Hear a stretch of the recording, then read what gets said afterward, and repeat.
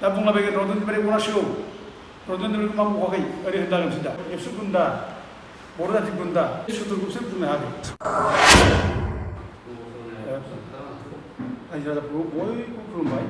आरो लोगोसे खौरां बुथुमगिरि बिथांमोनखौ बरायना लाबाय दा जों बेयाव खौरांगिरि मेल लिंनाय जादों बिनि खारना जाबाय मैया एबसुनि भाइस प्रेसिडेन्ट खोरोमदाव औवारिया आंनि सायाव गोबां बाथ्रा बुंदों दा फार्स्टआव बिथाङा बुंदों बे दावराव दैखार नार्जारिया मा मावदों बेहा मा कन्ट्रिबिउसन दं बे मोनसे ओमफ्राय नैथिखौनो जाबाय बे दावराव दैखार नार्जारिनि न'आव थांनानै बुख्रुब मानसिफोर नुगोन होननाय बाथ्रा ओमफ्राय बिदिनो जोंखौ माने सिदा फेंनो आरोखि जाथि बेरेखौ ओमफ्राय दावराव दैखार नार्जारिखौ जों सिदा फेंगोन बिदि बाथ्रा बुंनाय बिनि थाखाय आं मोनसे सुंद'यै आङो क्लियारिफिकेसन सानदों अदेबानि आंहा बिनि बुंनायाव खुनु माने गुरुत्व गैया आं सानो माने क्लियारिफिकेसन होनांगौ दं बायदि आं साना थेवबो रायजो राजानि मिथिनाया मोजां दा फार्स्टआव बे बुंदों दावराव दैखार नार्जारिया मा मावदों मा कन्ट्रिबिउसन दं आं बेखौनो बुंनो सानदों दा बर' जाथियाव बुंनो थाङोब्ला बर' जाथि दानायनि खेथ्रआव बर' हारियानो गोरिब गुन्द्रा जाम्बा जाम्बि बयहाबो एफानि कन्ट्रिबिउसन दं दा बर' जाथियानो बुंनो थाङोब्ला स्ट्रागल फैनाय गुदिनिफ्रायनो बे स्ट्रागल फैनायाव आइ आफा जाम्बा जाम्बिफ्रा जाय जेरै हागौ ओरै कन्ट्रिबिउट खालामदों सोरबा आन्दलनाव लोगो नांगौ आन्दलनाव लोगो लाफादों सोरबा माइरं खिन्दासे हरदों सोरबा थादों जाहोदों बेबायदि बयबो बर' फिसाहानो कन्ट्रिबिउसन दं ओंखायनो बयबो बर' फिसाफोरनो कन्ट्रिबिउसन दं होननानै आं माने बर' हारिखौनो आं सिबियो फरायो दा कन्ट्रिबिउसन आंनि खोथा बिथाङा बुंदों दा जोङो रमान्टिक जेब्ला जायो जों बेयाव थैजों थांजों जों ओंखारदों जेब्ला बर' भाषाखौ स्कुलाव थिसननायनि आमोल जायो बेयावबो थैजों थांजों जों ओंखारदों आंथ' बुजाबोदों रमान्टिक जानांगौ बे ओमफ्राय आङो फार्स्टआव लुबैदों बे आं कन्ट्रिबिउसन होननायनि बाथ्रानि सिगां जे जोंनि न'खरनि बेकग्राउन्ड दा जोंनि न'खरनि बेकग्राउन्ड बुंब्ला जोंनि आफाया ब्रिटिशनि समाव गोदो एखेबारे बे धुबुरियाव फेरियाव बे माने माल बोख्लायग्रा माल थिखांग्रा बे साख्रिखौ मावोमोन दा दिनैनि दिनाव हयथ' बे क्लास 8 फरायनायमोन बे समाव दा बेखौ दिनैनि दिनाव बेयो माने कास्टम अफिसारफोरनि रेंकआव फैगौमोन आरोखि बे समाजजों जथेस्थ' लिंक लाबोदों रमान्टिक आन्दोलनावबो जोंनि आदामोन आब'मोन जथेस्थ' इनभल्भ जादों आरो बे भाषा थिसननाय बेयावबो जोंनि आबौथ' आबौ मानसिया बेथ' जेल जादों रमान्टिक आन्दोलनावबो बेबो जेल जादों दा बिदि जोंनि न'खरा बै समनिफ्रायनो कन्ट्रिबिउसन दं बेखौ दोनथ'नानै दानि आं खोरोमदाव औवारिया जे वार्निं होदों बे दावराव दैखार नार्जारिनि न'आव थांनानै बे न'खौ बुख्रुबनायनि बाथ्रा बुंदों ओमफ्राय लोगोसे हारिनि बेरेखा मावग्राखौ जों सिदा खालामगोन दावराव दैखार नार्जारिखौ जोङो माने सिदा खालामगोन अमरसिं ब्रह्मखौ बे बाथ्राखौ आं दिनै एसे माने बुंलांदों दा गिबियावनो लुबैदों आङो जे खोरोमदाव औवारिया एबसुनि भाइस प्रेसिडेन्ट दा बियो सेमोनहाय मोनसे खोथा बुंदों बे बड'लेण्ड रायजो मोननायनि क्राइटेरिया गैया होनना बुंदों दा बे बड'लेण्ड रायजो मोननायनि क्राइटेरिया गैया होनना बुंनाय बे खोरोमदाव औवारिया दिनै बड'फा उपेन्द्र ब्रह्मनि नाम लानायनि बे खुनु अधिकार गैया आं बाथ्रा बुंनाय जाबाय खोरोमदाव औवारिमोनहा बे दिफेन बर'मोनहा दिनै मा मावगासिनो जाथिनि बिसोरनि जाथिनि मावनांगौखौ मावाखै नाङैयावसो दिन खाथायगासिनो दं नाङैयावसो प्रब्लेम लागासिनो दङ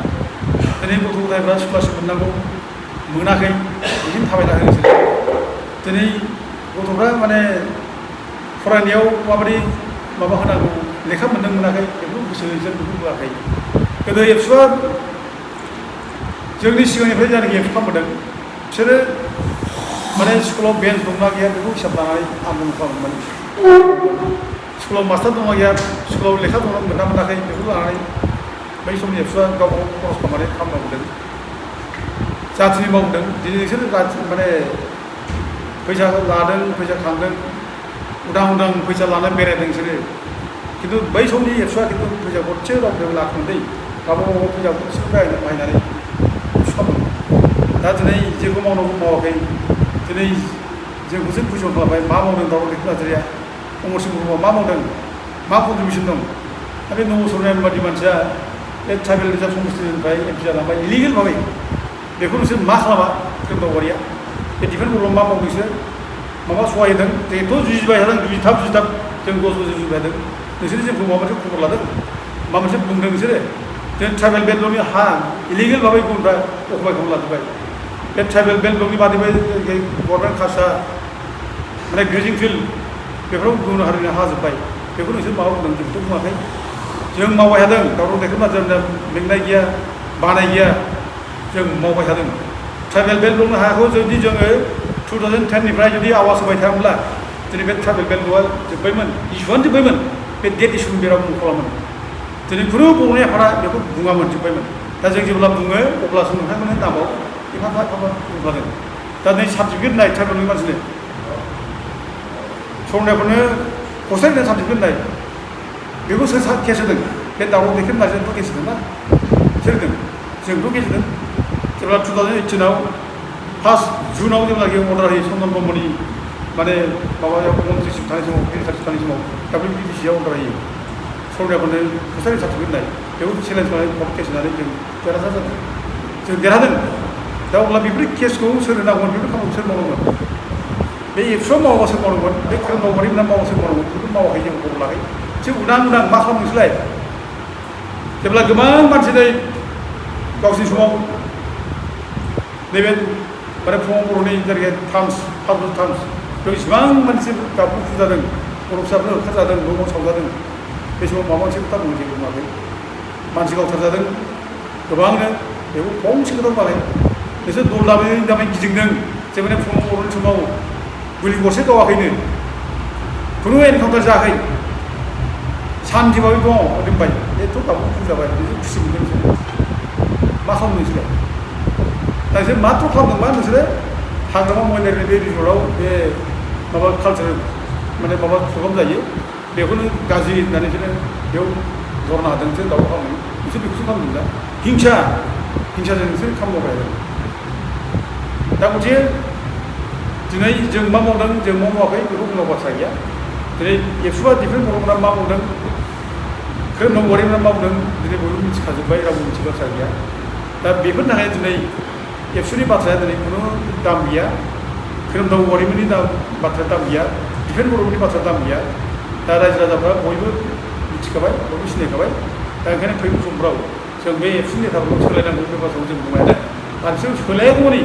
बे जाथियाव मोजां परिबेस फैया एसे नङै दिनै माने बायदिसिना बिसोरनो घटना खालामनानै बदनाम खालामनो बिसोर सुर लागोन नैबे गोदान सरकारखौ बिसोरनो हयथ' जाहाथे बदनाम जायो बिनि बिसोर बायदिसिना कौशल खालामनानै बायदिसिना माने गाज्रि हाबाखौ बिसोर मावगोन जों बे माबाखौ जों बयनिबो रायजोआनो जों मिथियो माने दावराव देखायनो नाजानायखौ सिदा खालामनो होननाय बाथ्रा दावराव देखायनो नाजानाया सिदाखा जोंखौनो मा सिदा खालामनोसै जों जाथिनि थाखाय मावगासिनो दं जाथिनि गाबथागासिनो दं जाखिनि मावनांगौ जाथिनि थाखाय जों माने जेब्ला बिफद जायो जों मावगासिनो दङ दा बे समाव जोंखौ सिदा मा खालामनो सिदाथ' नोंसोरसो खालामगोन दा रायजोफ्रा दिनै नोंसोरखौ माने सिदा खालामनो थाखाय दिनै माने माबागासिनो दं नोंसोरखौ फेंनो जागासिनो दं दा अदेबानि मोनसे बाथ्रा बे सैथो बाथ्रा जे औवा बोरायखौ फेंनो हाया औवा गोरलैखौ फेंनो हायो होननाय बाथ्रा दा खोरोमदावबारिमोन बायदि बोराय हाब नों 100 थानाय मानसि बे डिफेन्स बर' बायदि बोरायनानै 20 जानानै 100 थानाय मानसि बेखौ फेंनो हानाय नङा बिसोरो माने बायगोन नङाबा माबा जागोन आरो दा बेबायदि मानसिखौ फेंनो हाया दा दिनै जाफले दिनै बिसोरो दिनै गावसोरनो बायदों गावसोर दिनै गोलैदों दिनै इउपिपिएलखौ सापर्ट खालामबाय बिसोरो भुल खामानि मावनानै दिनै रायजोफ्रा बिसोरखौ फेंनो हादों जरदब गोलैजोब्बाय दिनै मा थाखो जोङो दाथ' गोलैजोब्बाय नासै दा मोनसे बोरायनाय हौवाखौ जों फेंनो हाया दा जों बोरायनाय मानसिफोरखौ सिदा खालामनो हानानै दिनैसो जरदब गोलैगासिनो दं जों बुंगासिनो दं जे भुल लामाजों थांबाय एबसुआ भुल जाबाय एबसुआ बे बाथ्राखौ बुंगासिनो दं खिन्थु बिसोरो दिनै गावसोरनि भुलखौ स्वीकार खालामनो हागोन माने जानला मोनला सोरखौबा सिगिनाय जायखौनो माने धमकिनाय गाज्रि बाथ्रा बुंनाय दिनै बेनि थाखाय रायजो राजाफोरखौ गाज्रि मोनदों दिनै रायजो राजाफ्रा बिसोरखौ दिनै नेवसिदों बेबायदि भुल खोथा बुंनायनि थाखायनो नङै खोथा बुंनायनि थाखाय बिसोर गाज्रि मोनदों दा दिनै सोरखौ फेंनो हरो दिनै नोंसोरबो रायजोफ्रा फेंनो ओंखारगासिनो दं दा दिनै न' फुख्रिफ्रायनि बाथ्रा न' बेफोर बाथ्रा सासे एबसुनि भाइस प्रेसिडेन्टआ बेबायदिथ' क्रिमिनेल भाषा बुंनो हायोना बेथ' सासे क्रिमिनेल मानसिजों राव बियो माने ओरैबायदि दुथां ओरैबायदि गाज्रि मन'भाव ओरैबायदि गाज्रि माने बिसोरो गाज्रि खामानि मावनो हायो बिसोर गाज्रि बाथ्रा बुंनो हायो बेखौ दिनै खोरोमदावबारिया गावनि खुगाजों बे न' दावराव देखायनो नाजानानै न'आव थांनानै बुथुमनो हायो होननाय खोथा बेनो फोरमाननाय जाबाय बिसोर गुन्दा खामानि मावो बेखौ दिनै बे फोरमान जाबाय आरोखि दा दिनै जोङो बिसोरखौ लुबैदों जे दिनै मोजां मावलांथों बिटिसिआ दिनै गोदान सरकार जाबाय हाग्रामा महिलारिया गोदानै फैनाय रायजो राजाफ्रा बयबो सापर्ट खालामदों गोदान सरकार माने बिटिसिखौ सालायथों होननानै बिसोर 18 जाबाय सानसेयावनो एखेबारे हालिया बिसोरो लिरनो हाला दा बोरै सिफायफिननो हानो बे माने हाग्रामा ओनसोलफोरखौ बिसोर 18 जों दिनै माने प्रग्राम लालाबायबाय जे अक्ट'बर मासावनो आन्दलन जागोन दा आन्दलन जानायनि माबायाबो खारनाबो होबाय माने 125 एमेन्डमेन्ट बिलखौ इमप्लिमेन्ट खालामनांगौ दा आं दाख्लै बेखौनो क्लियार बुंबाय 125 एमेन्डमेन्ट बिलआ मा जिनिस आं रोखा रोखा बुंनांबाय दा बिथांमोना बुं बेखौ 125 एमेन्डमेन्ट बिलआ मानो मावफुंजायाखै मानो बिनि थाखाय आन्दलन खालामदों बेखौ क्लियार बुं बिसोर बेखौ बुङाखै बिसोरो जोंखौसो वार्निं होबाय जोंखौसो बुंहैयो दा दिनै जोंखौ बुंफिनना मा मोनखो दा बड'फा भुटान ब्रह्मनि मुर्ति देखायदों होननानै सोरखौ दायहैखो दा जोंखौसो माने रेसपन्सिबोल खालामबाय बे दावराव देखायनायाव नारजिमोनहा एबसु रायनो थाखायनो बे डिफेन्स बर'खौ खोरोमदावबारिफोरखौ बुंनायनि थाखायनो दायनि थाखायनो दिनै बड'फा भुटान ब्रह्मनि माने मुर्ति देखायब्लाबो मोनसे जन्म जाबाय ओरैबायदि थारमाने बिसोरना मा जोंखौ दाय होनानै आसल मुर्ति देखायग्रा बारग'यो बाथ्रा बेसे बिसोर बुंनाय रावा आसल मुर्ति देखायग्रा दायनिगिरिया जाहाथे बारग'यो दावराव देखाय नारजिमोनखौ दाय होनानै जाहाथे ओमफ्राय गावसिनि जाय माबाफोर दाय दसफोर गावसिनि भुल डिसिसनफोर बेखौ जाहाथे बिसोर होखोमानो हायो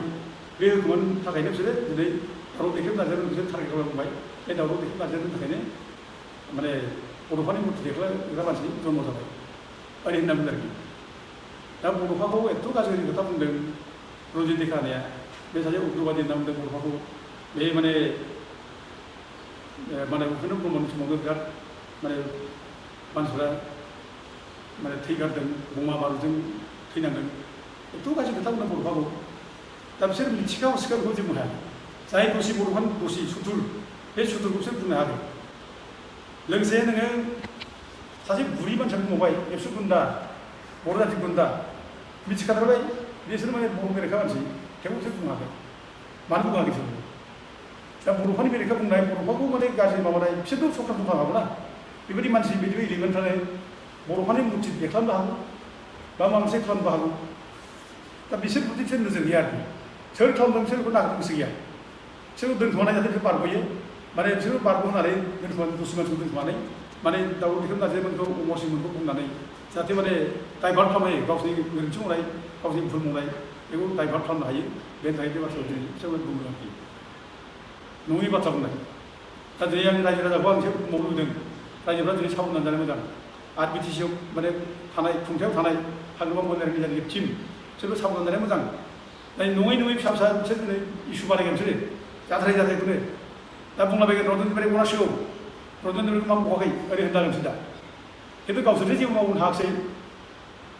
5 बोसोर बिसोर ओरैनो दिन थांबाय बेखौ बिसोर जेबो बुंनाय नङा खिन्थु दासो बुंगोन बिसोर दा रन्जननिफ्रायखौ मा मावाखै दा बिदि आन्दलन खालामगोन बिसोर दा बेफोरनि खारज'खलापखौ बिसोर खालामगोन दा फिसा दाय लानानै फिसा दाय नांनानै बे माने बिटिसिखौ डिस्टार्ब खालामनाय बिटिसिखौ मावनो माने खाबु गैयै खालामनो थागोन बिसोरो बिटिसि माने बिटिआर रेकर्डआ मावफुङाखै होननानै बिटिआर रेकर्ड मावफुंनि दाय होयो बिसोरो बेबायदि खामानिखौ बिसोर मावबाय थागोन ओंखायनो जों दिनै माने बिटिसि खुंथायनि जायनाखि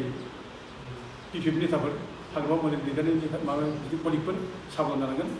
दा नोङो जों रोखा बुंबाय थादों जे रन्जन दैमारिखौ गनायनि बाथ्राया बिसोरो एकराव लिरनानै लाबोखादों बिटिआर एकराव गैखाया बिसोर बिटिआर एकराव लिरनानै लाबोयोब्ला स्रा जागोन रन्जन दैमारिखौ गनाय बाथ्रा बुङाखै बिसोर रन्जन दैमारिजों लोगोसे जेसेबां माने क्रिमिनाल केस हाइनास केस गोनां बिसोरखौ जेलाव दोननायसो बाथ्रा बुङो बिसोर नान हाइनास केसखौल' जास्ट माने जाहाथे आइन बादियै माबानाय जायो गभर्नमेन्टआ नायनाय जायो गभर्नमेन्टआ नायगोन बेखौ बुंनाय जादों खिन्थु हाइनास केसफोरा जेराव दं बिसोर थागोन जेरावनो होननाय जादों दा ओंखायनो दिनै बिसोरो जेबो खामानि मावबाखसै रन्जन दैमारिखौ जेबो बख'नायनि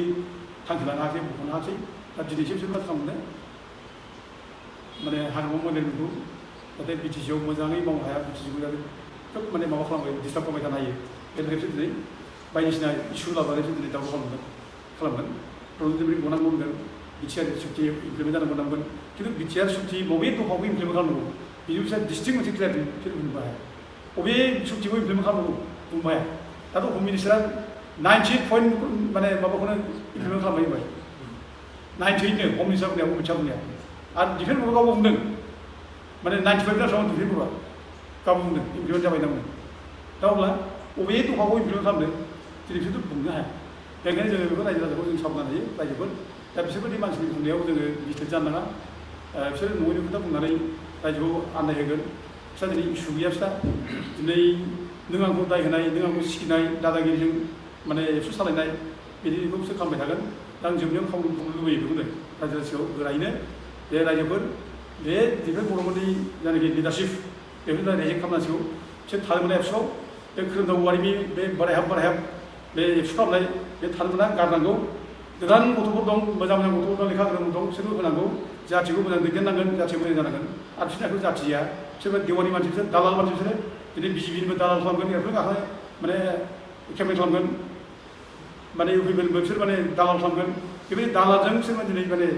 जाथि गिदिर गिदिर खोथा बुंलांदों बिसोरो बर'फोरनि आदर्श गाफ्लेजोब्बाय बर'फोरनि आदर्शआव जेबो गैया दा आं खावलायबावो मोनसे बारबाव जे थांनाय 17 बोसोराव बिसोरनो एकेबारे इसिबां स्किम फैदों हाग्रामानि समाव बे स्किमफोराव बिसोर 10% लानानै कालेक्सन खालामदों स्कुल कलेजफ्राव बिसोर माने टिचारफोरनिफ्राय मान्थलि पे कालेक्सन खालामदों बिसोर बेसेबां कोटि कालेक्सन खालामदों हिसाब गैया हिसाब होनो बिसोरो बिदिनो उनावसो दाय होदों मा हाग्रामायाव करापसन खालामदों दाय होदों उल्था बिसोर बिदि नाथाय बेबो जानो हागौ बेबो जानांगौ जेब्ला अन्थाइ थरसे गोलैयो एबसुनि सेंग्राफोर थाङो जेब्ला इथा थरसे गोलैयो बेयाव थाङो मानफादायावनो कालेक्सन खालामनो बाला मोनसे गोलैबानो बिसोर गारदों बेखौलाय बिसोर कन्ट्रेक्टरजों नांगो कालेक्सन खालामनो एइबार जाहाथे खुनु मोनसे रावबो जाहाथे माने कन्ट्रिबिउट खालामा जाहाथे हेल्प खालामा बेनिफ्राय साबधान जानांगौ खुनु कन्ट्राक्टरा रावबो गरसे फैसा हरनो मोना खुनु स्किमनिफ्राय अबा अन्थाइ गारनायनिफ्राय अबा बाला गारनायनिफ्राय अबा मोनसे खामानि मावनायनि लानायनिफ्राय जों माने बे गरसे थाखा जों हरनो नाङा स्ट्रिक्ट जानांगौ आरो बिसोर जाथिनि मावग्रा नंखाया जाथिनि थाखाय मावनो ओंखारखायाखै बिसोर डिस्टार्ब खालामनो ओंखारखादों दा बिदि आं बयबो खावलायदों सोरबा कन्ट्राक्टआ जुदि हरोब्ला बिसोरनि लाइसेन्सखौ दाननांगौ आसलथे रावबो हेल्प खालामनाङा दा आं रायजो राजाखौ बयबो साबधान जानो थाखाय आं बयबो खावलायनानै आंनि बुंनायखौ बेयावनो फोजोबबाय गोजोन्थों